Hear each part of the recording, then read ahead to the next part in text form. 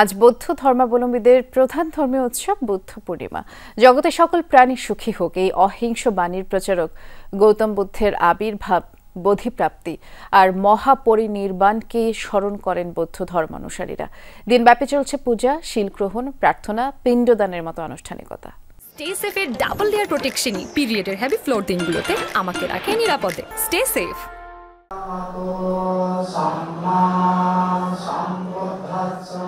শুভ বুদ্ধ পূর্ণিমা উদযাপনে সকাল থেকেই বাড্ডার আন্তর্জাতিক বিহারে ছিল বৌদ্ধ অনুসারীদের ভিড়।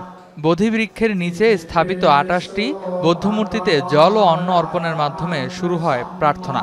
স্বর্গ মর্তের যত প্রাণী আছে, মানুষ আছে, দেবতা আছে, সবাই যেন সুখে শান্তিতে বসবাস করতে পারে এই প্রার্থনা করি। সকল প্রার্থনা শেষে বলে থাকি যে সব্বে সত্তা সুখিত ভবন্তু, জগতের সকল প্রাণী সুখী হোক, দুঃখ থেকে মুক্তি পাক।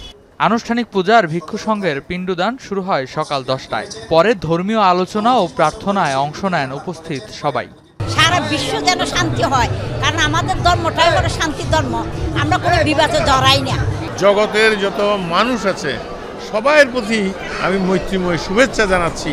যত রকম ধ্বংসাত্মক কাজ যেন পৃথিবী থেকে চলে যায়, একদম যে বোমা এবং যে ক্ষেপণাস্ত্র এগুলি যেন চিরতরে বিলুপ্ত হয়ে যায়। ভেদাভেদ ভুলে ঐক্যবদ্ধ থাকতে পারলে পৃথিবীতে কমবে মারামারি, হানাহানি, বলেন আন্তর্জাতিক বৌদ্ধবিহারের প্রধান অধ্যক্ষ।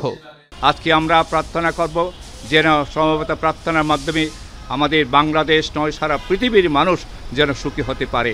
বিশেষভাবে গুরুত্ব পায় পাক ভারত যুদ্ধ শেষে এই অঞ্চলের শান্তি ফেরার প্রার্থনা।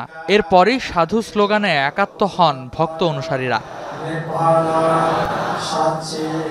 বৌদ্ধ ধর্মমতে ২৫০০ বছর আগে এদিনে মহামতি গৌতম বুদ্ধ আবির্ভূত হয়েছিলেন। তার জন্ম, বোধিলাভ এবং মহাপ্রয়াণ বৈশাখী পূর্ণিমা হওয়ায় নাম হয় বৌদ্ধ পূর্ণিমা। পৃথিবীতে যে হানাহানি, হিংসা, বিদ্বেষ সব ত্যাগ করে শান্তি লাভ করবে জগতের প্রতিটি প্রাণী। সংঘাত, সহিংসতা, যুদ্ধবিগ্রহের অবসান হবে, শান্তি ফিরবে এ ধরায়, এমন প্রার্থনাই ছিল বৌদ্ধ ধর্মাবলম্বীদের সকলের। রেদওয়ান আহমেদ, যমুনা নিউজ, ঢাকা।